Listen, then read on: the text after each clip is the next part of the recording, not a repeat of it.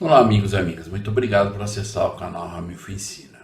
Um membro da igreja que está na guerra, ele viola o mandamento não matar?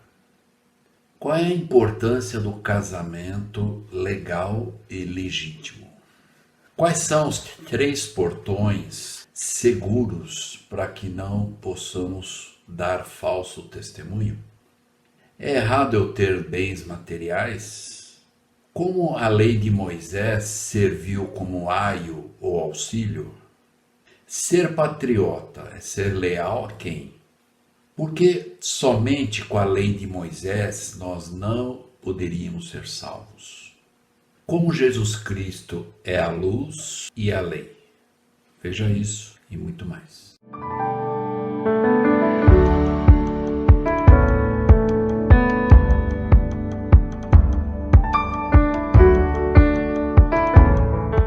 Olá, amigos e amigas, muito obrigado por acessar o canal Ramilfo Ensina. Lembrando só que aqueles que ainda não se inscreveram, por favor, se inscrevam no canal, ative o sininho e compartilhe com as pessoas que você gostaria.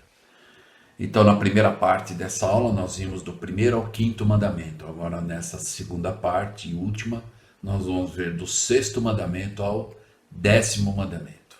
E também vamos entender que somente a lei de Moisés não é o suficiente para podermos voltar à presença de Deus. Então, vamos juntos aqui aprender muitas coisas. Vamos iniciar aqui com o 6º mandamento. Então, nós sabemos que o 6º mandamento, ele diz, não matarás. Então, esse é um aspecto que às vezes cria um pouco de confusão também, né? Sendo que eu, por exemplo, eu servi as Forças Armadas, né? Ainda bem, né, que o nosso país, pelo menos, não é um país que tem guerras assim, né, por qualquer coisa e as pessoas às vezes não sabem conversar e resolver, né? Porque nenhuma guerra é justa, né? Nenhuma guerra tem seus propósitos justos, a não ser de ter o poder de dominar pessoas e tudo mais. Mas vamos entender aqui o mandamento de não matarás.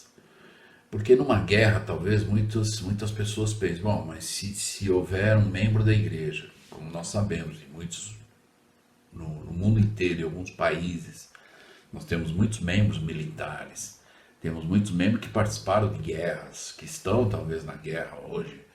Então, quando eles matam alguém, eles estão violando esse mandamento?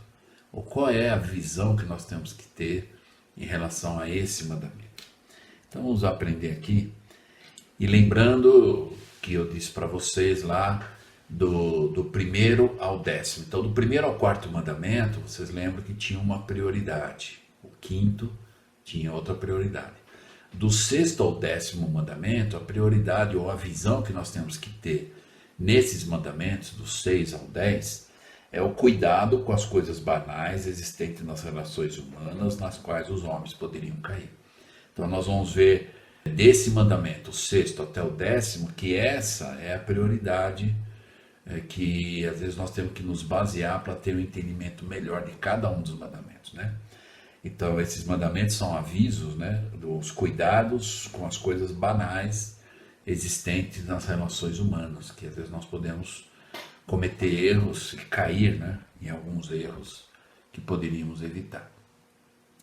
Interessante também sobre os 10 mandamentos é nós lembrarmos, né, talvez muitas pessoas, ou hoje existe uma geração que não quer regras, né, eles querem fazer aquilo que ele diz, eu tenho a liberdade, eu faço o que eu quero, mas sem consequência nenhuma.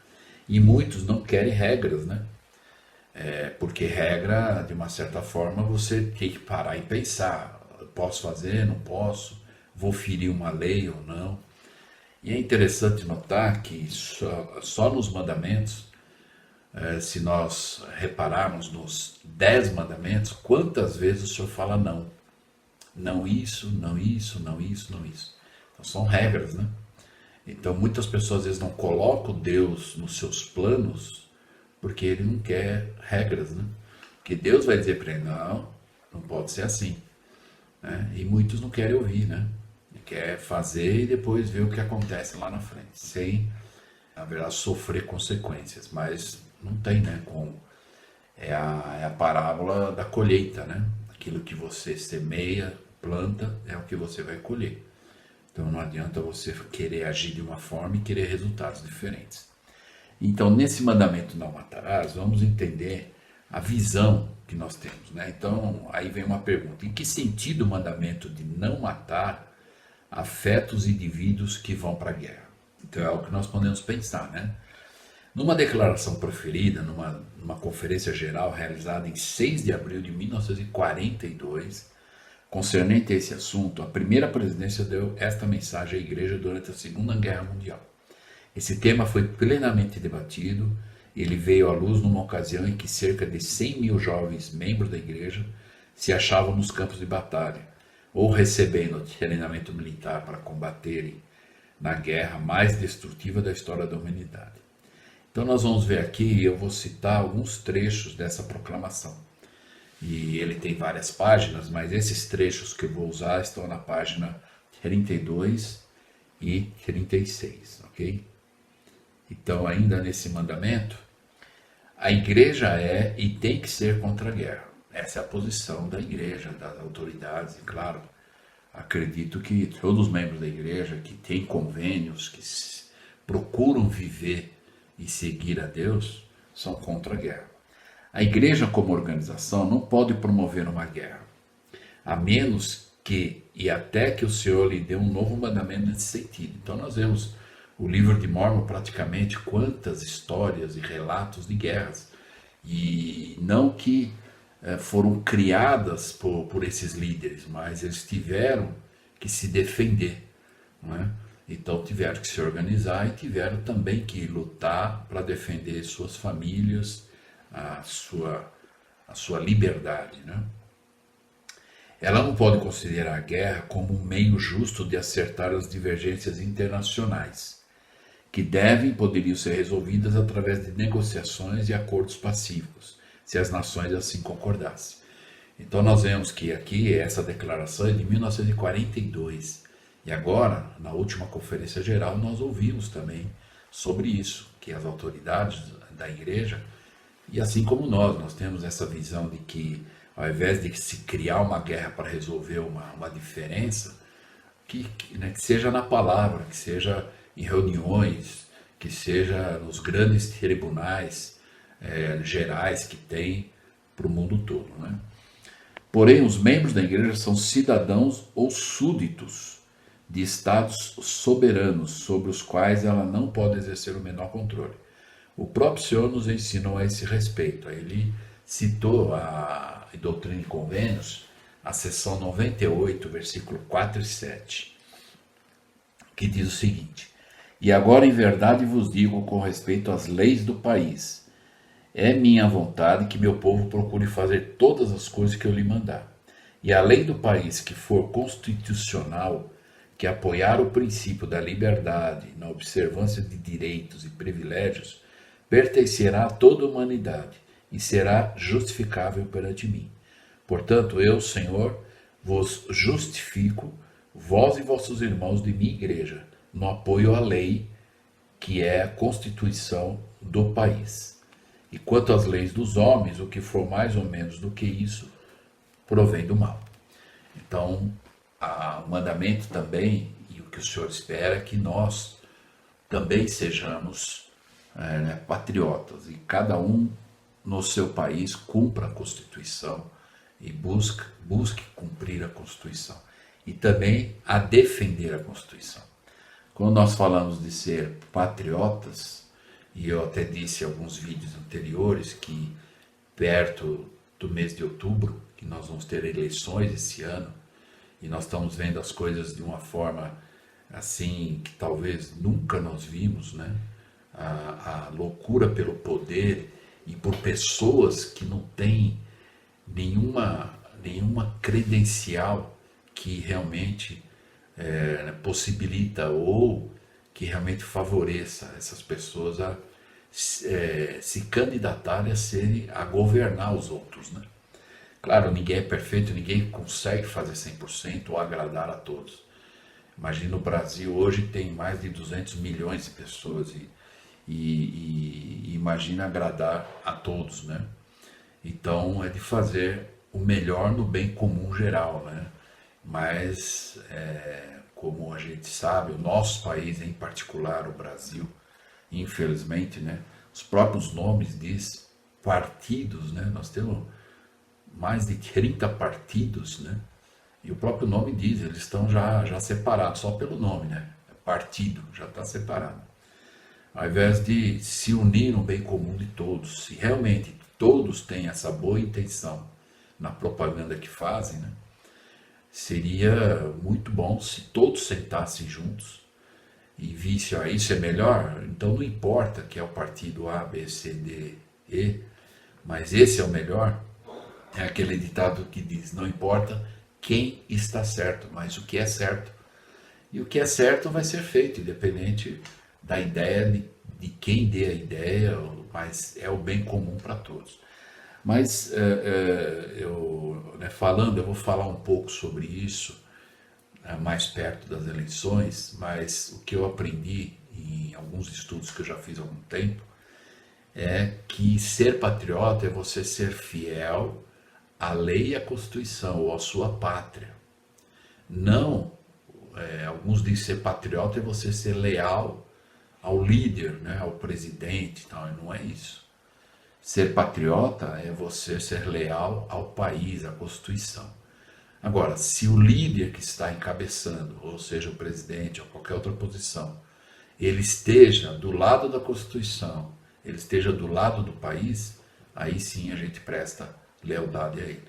Mas ser patriota é ser leal ao país, não ao homem, né? A não ser que esse homem esteja alinhado e esteja do lado do país.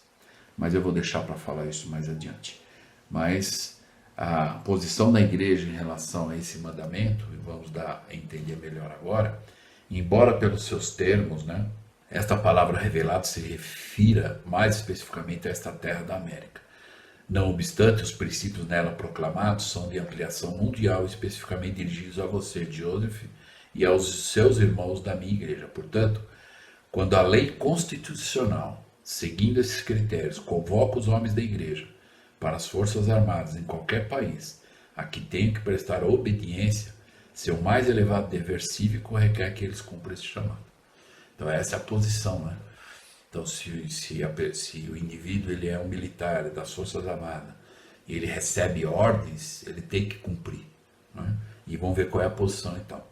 Se assim né, procederem, acatando as ordens de seus superiores em comando, eles tiverem que tirar a vida dos indivíduos que lhes derem combate, essa atitude não fará deles assassinos. Então uma coisa que nós temos que entender é que o mandamento não matarás, ele está dizendo não assassinarás. E nem sujeitos às penalidades que Deus estabeleceu que sobreviria aos homicidas, além do princípio que será mencionado resumidamente logo a seguir. Pois Deus seria cruel se punisse seus filhos como culpados de transgressões morais em virtude de atos cometidos por eles na posição de inocentes instrumentos de um soberano a quem o Senhor ordenou que obedecesse, e a cujas ordens lhes era impossível deixar de atender. Então, aqueles que são militares e têm que obedecer ordens, que têm que defender, que têm como polícia e tudo mais, Deus ele não vai condenar, porque eles estão no cumprimento de um dever, de uma ordem de um soberano. Infelizmente, alguns desses soberanos, né, como nós estamos vendo agora, a guerra da Rússia contra a Ucrânia, né, de um homem que está nítido e claro que ele quer o poder, né? Ele quer se apoderar das pessoas, tirar a liberdade dos outros. Não há nenhuma razão, né?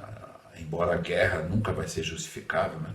Mas se ele tivesse pelo menos fazendo a guerra, se defendendo de algum ataque do outro país, estaria, de uma certa forma, numa linha lógica para ser, né, justificável, a defesa, mas nós vemos que não é. Então, essas pessoas que cumprem ordens, né, eles não vão ser qualificados, né, por Deus como assassinos. Existe, portanto, uma grande diferença em destruir a vida agindo sob as ordens de uma potência a quem temos o dever de prestar obediência e o de cometermos arbitrariamente um assassinato por nossa própria responsabilidade. Então é diferente.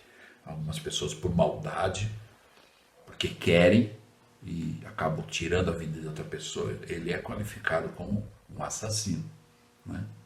Seria proveitoso se cada jovem que se acha no serviço militar estudasse cuidadosamente o pronunciamento acima feito pela primeira presidência. Às vezes muitos ficam muito preocupados, né? Mas é algo que eu, por exemplo, particularmente sou contra que o serviço militar seja obrigatório. No nosso país vários países não são. A pessoa vai se ela quiser, se alistar, seguir carreira e assim por diante. Mas infelizmente o nosso país é obrigatório e se você é escolhido, você tem que servir, como eu servi as Forças Armadas, a aeronáutica por 1 ano.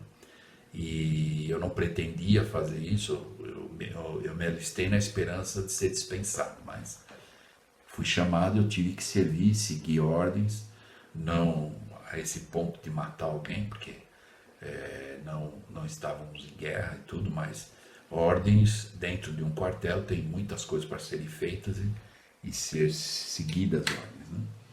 Espero que nós possamos ter entendido um pouco mais sobre isso. E algumas coisas que eu identifiquei nesse mandamento não assassinarás, não negarás o perdão, não farás justiça com tuas mãos movidas pelo ódio, não tirarás a vida de alguém por vontade própria, não construirás uma sociedade que mata e não iniciarás uma guerra. O 7º mandamento, não adulterarás. Este é um dos mandamentos, se nós formos observar, que hoje é a maior decadência de um povo, não só nos dias de hoje, mas nós lemos na Escritura, esse é um dos mandamentos que as pessoas têm que tomar um maior cuidado, né? Maior está se policiando sempre, e principalmente nos dias atuais, que as grandes facilidades que tem para um monte de coisa, né? Então vamos entender um pouquinho mais sobre esse mandamento. E não adulterarás. O convênio do casamento, os sagrados laços que deviam perdurar eternamente, foi a instituição celestial criada por Deus. Então isso desde o plano de salvação que foi apresentado, sob a qual seus filhos mortais que viviam aqui na terra deveriam gerar progênie. Ficou estabelecido que não deveria haver relações sexuais fora do casamento. Os filhos que nasceriam ao homem e à mulher nesse consórcio divinamente indicado pertenceriam a eles por toda a eternidade. As famílias continuariam a existir como unidades até mesmo na eternidade. Os laços de afeto consolidados no lar terreno durariam para sempre. Tais características faziam parte do sistema da vida celestial, agora transferido aqui para a terra. Ele deve ser mantido sagrado. Então, lembrando que do 6º mandamento até o 10º, prioridade é cuidado com as coisas banais existentes nas relações humanas, nas quais os homens poderiam cair. E esse é um dos mandamentos em que precisamos ter maiores cuidados. E algumas coisas que eu pude identificar nesse mandamento não flertarás, nem fornicarás e nem adulterarás. Isso é uma consequência, né? Não darás carona sozinho se for casado para um estranho do sexo oposto. Então, eu já em muitas oportunidades que servi, em vários chamados, eu sempre ensinei isso aos irmãos que são casados. Nunca darem carona se você estiver sozinho no carro do sexo oposto. A não ser que você esteja com um dos seus filhos ou com algum outro adulto, sua esposa, mas sozinho, nunca dê carona. Talvez alguns vão para o lado, mas onde está o amor pelo próximo e tal, mas não é. A gente tem que ampliar a nossa visão. E aquela situação que uma vez o Elder Scott ensinou, né? Vamos imaginar que na verdade o precipício seja o pecado, onde a pessoa chega, cai e o retorno, ele pode até retornar, mas é duro. Então o Elder Scott ensina: né? Que seria muito melhor se eu nem soubesse que houvesse o precipício. Mas se eu sei, eu vou ter que me manter dele o mais longe possível. Eu não posso ser aqueles que às vezes arriscam, chego perto, não, mas eu tô ainda estou inseguro, estou vendo o precipício, mas ainda estou em segurança. Então é um cuidado que nós temos que ter. Por isso que devemos evitar a aparência do mal e muitas coisas, né? Então, isso é uma das coisas que eu identifiquei. Não te deixará dominar pelos teus instintos físicos, né? O espiritual tem que dominar o físico. Não terás um coração leviano e infiel. Essa escritura, Doutrina e Converso 42, versículo 22, ela diz o seguinte: amarás a tua esposa ou teu esposo de todo o teu coração, e a ele ou a ela te apegarás, e a nenhuma outra ou nenhum outro, né? Então esse não te apegarás a nenhum outro, outra, não é só pessoas, indivíduos, mas é você não se apegar a coisas esquecendo da família, né? O carro não pode ser mais importante do que a esposa, né? O computador, internet. Então nós temos que aprender a se apegar, a não se apegar às outras coisas. Não é só outras pessoas, mas são coisas que nos desviam, né, desse consórcio que o Senhor fez desde o início, dizendo da família, marido e mulher e a família. Não terás uma senha secreta no computador, né, sem compartilhar com o seu cônjuge, né? Alguns às vezes entram naquela, não, mas cada um tem que ter a sua liberdade, a sua individualidade. Eu aprendi que quando nós nos casamos, eu não uso mais o termo é meu, agora é nosso, é o nosso dinheiro, é o nosso carro, é a nossa casa, é nossos filhos.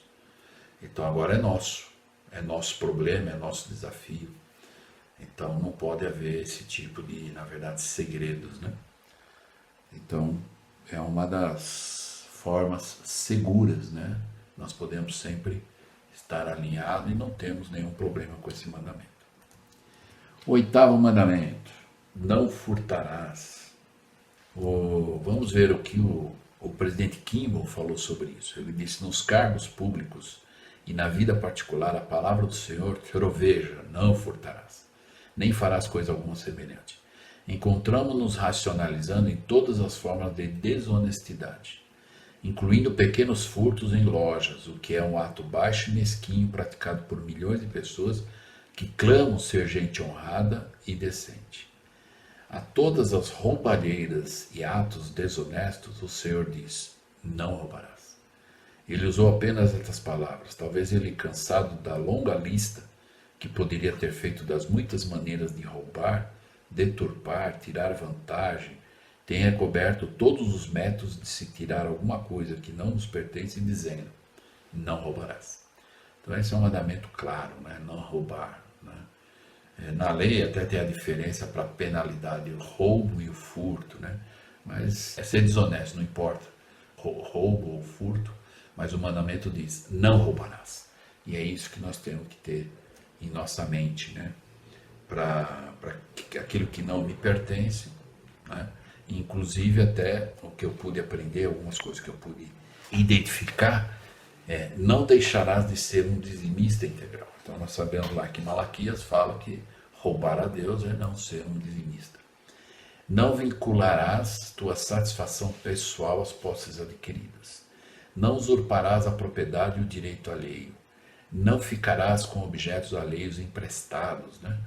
Então, se nós lemos lá em Jacó, fala, quando você empresta alguma coisa de alguém, devolve, né? Você já combinou, olha, peguei emprestado um dia, dois, o que você combinou, e depois devolve.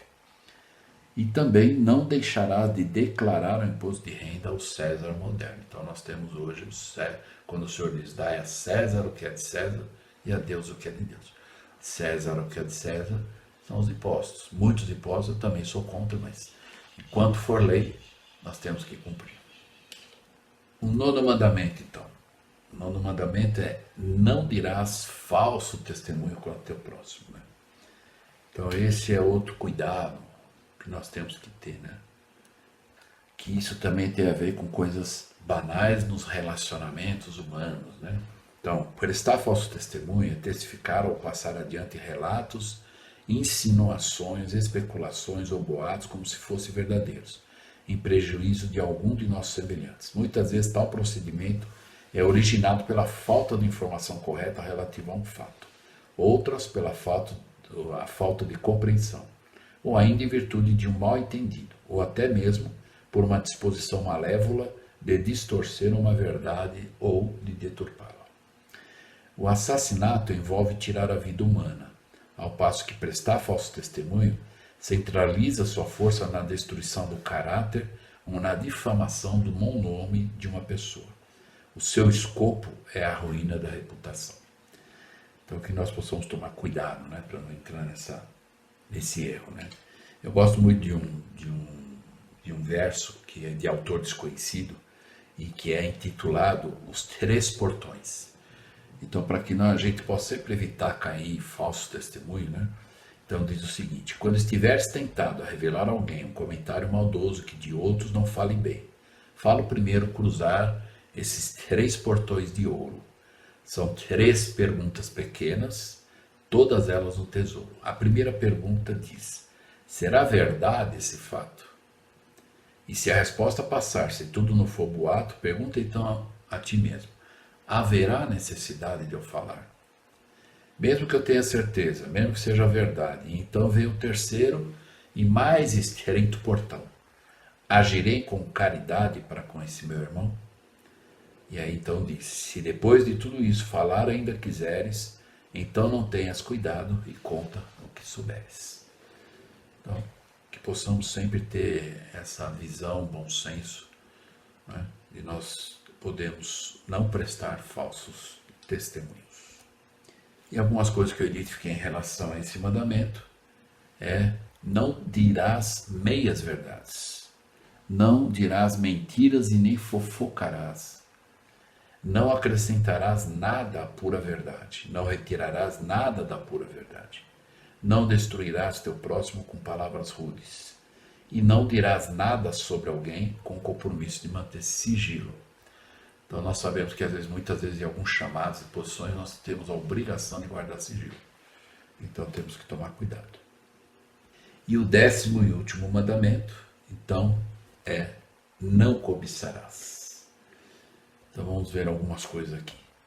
Quem cobiça, ainda que sejam as coisas mais simples da vida, estará de certa forma tendo outros deuses diante do Senhor e se encurvando diante deles em pensamento e em espírito, quando não fisicamente. Quem cobiça se torna vulgar e negligente também em outros aspectos da lei, como no que se refere a tomar o nome do Senhor em vão. Quem cobiça é capaz de profanar o dia do Senhor com o objetivo de ganhar dinheiro. Quem cobiça pode ser levado a não prover para seu pai e sua mãe quando necessitarem.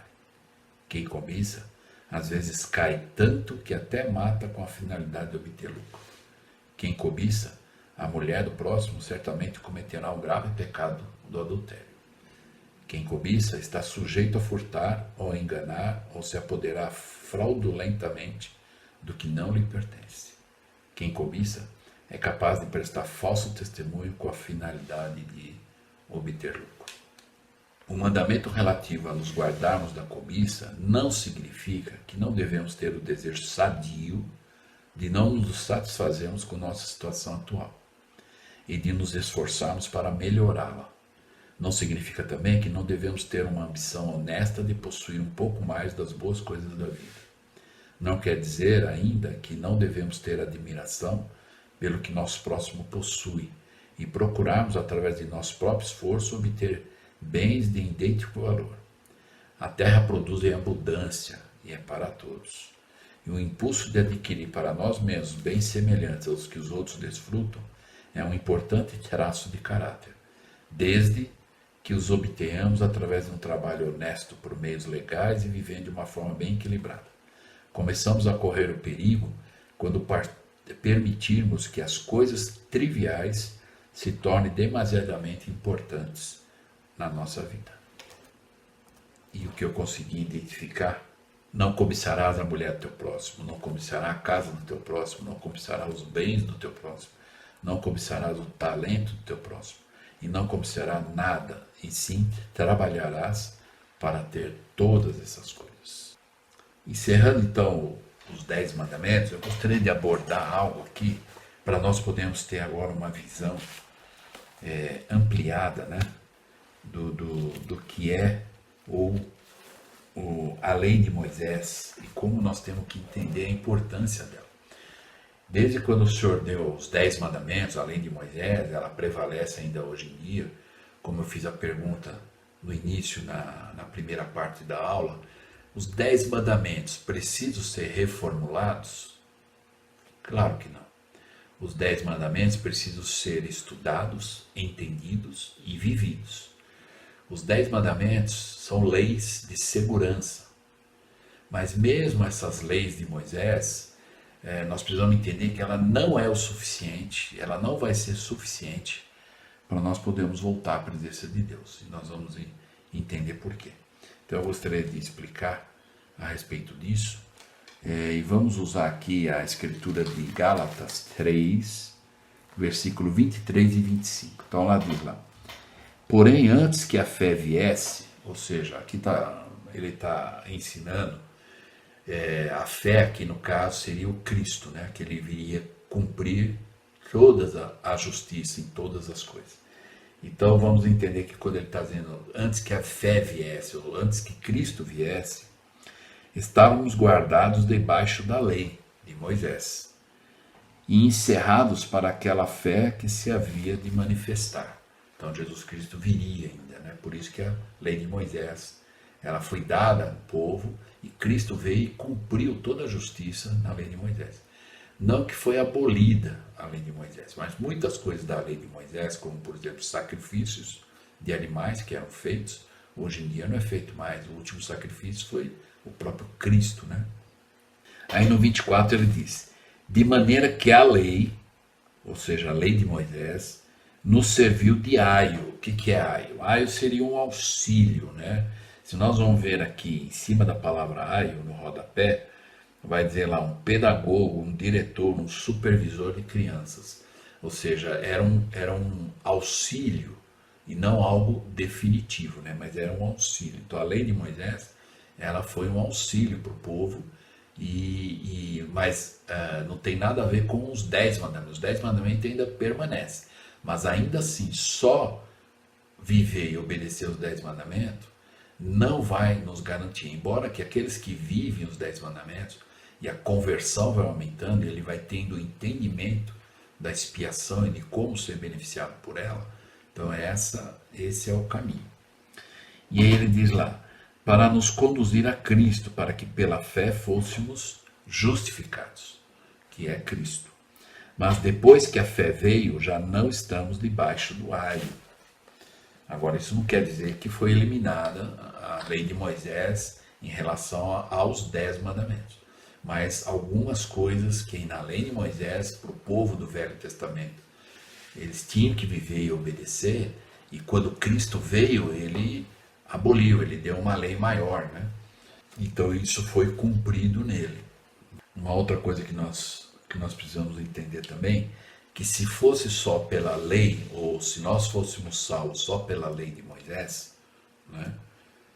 Então em Efésios 2, né, 8 e 9, nós vamos ver lá que ele está ensinando o seguinte: porque pela graça sois salvos por meio da fé, e isso não vem de vós, é dom de Deus.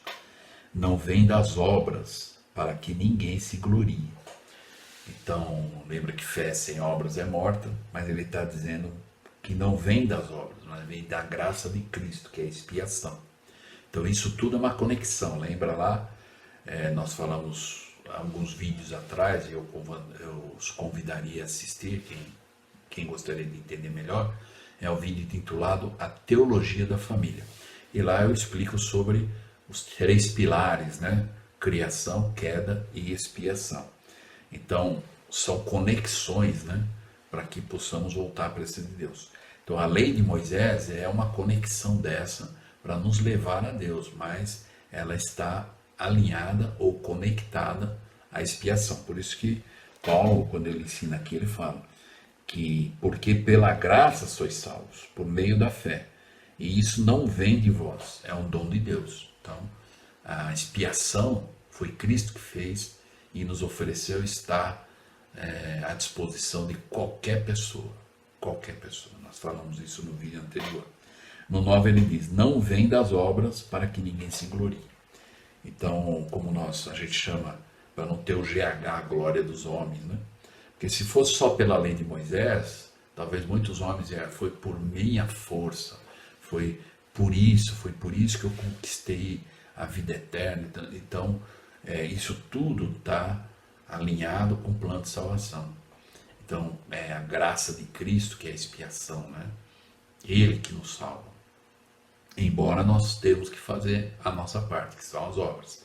Mas não são só pelas obras que nós vamos ser justificados, né?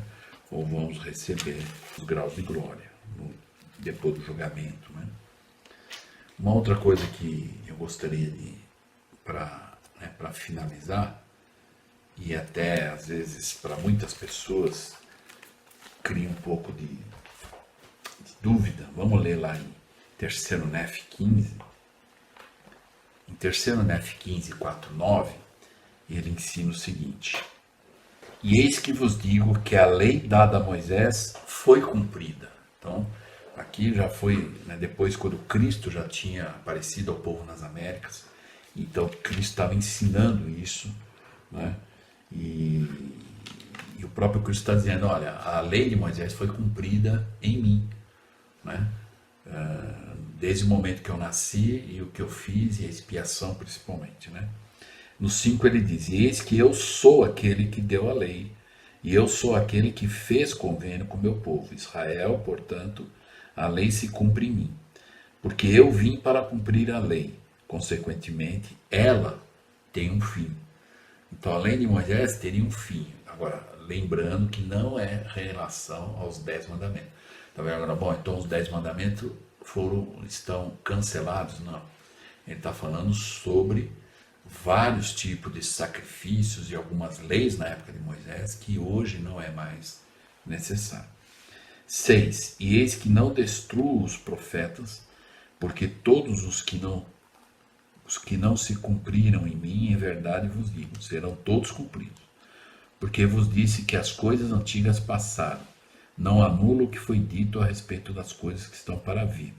Porque eis que o convênio que fiz com o meu povo ainda não se cumpriu completamente, mas a lei que foi dada a Moisés tem o seu termo em mim. Então, as leis que foram dadas a Moisés e ao povo já foram cumpridas, mas nem tudo, né? Ainda completamente. E aí no 9 ele diz, eis que eu sou a lei e a luz. Confiai em mim e perseverai até o fim e vivereis. Porque aquele que perseverar até o fim, eu darei a vida eterna.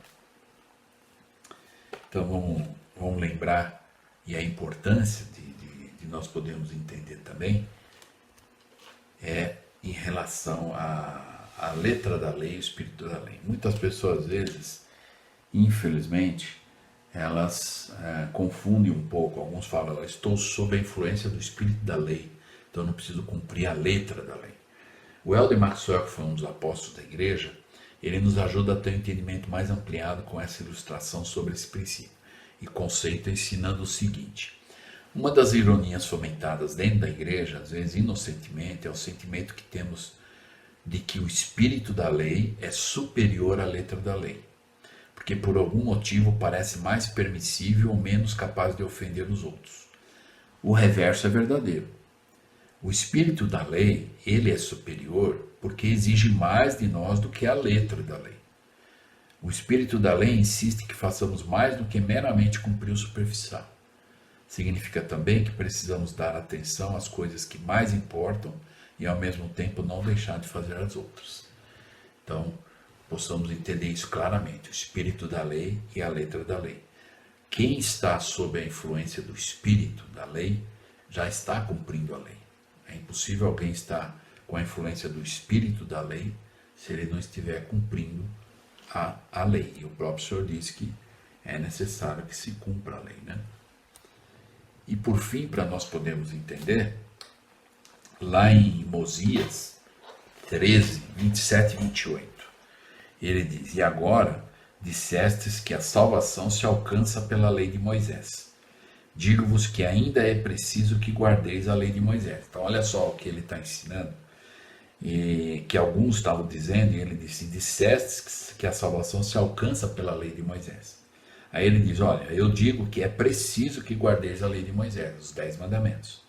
Mas digo-vos que chegará o tempo em que não mais será necessário guardar a lei de Moisés, mas chegará o tempo. No 28 ele diz: E digo-vos mais ainda, que a salvação não se alcança somente pela lei de Moisés. E se não fosse pela expiação que o próprio Deus fará pelos pecados e iniquidades de seu povo, eles inevitavelmente pereceriam, apesar da lei de Moisés. Então, apesar da lei de Moisés, ainda assim, é por isso que nós vimos na aula passada que era necessário a expiação. Né? Ela faz parte dessa conexão do plano. Sem isso, não vai estar completo, pleno, para voltarmos à presença de Deus. Então, como nós vimos agora em Osias 13, 27 e 28, que ainda precisamos cumprir os 10 mandamentos, mas que não é só os 10, apesar dos 10 mandamentos, que o que vai nos levar à presença de Deus é se nós somos beneficiados pela expiação.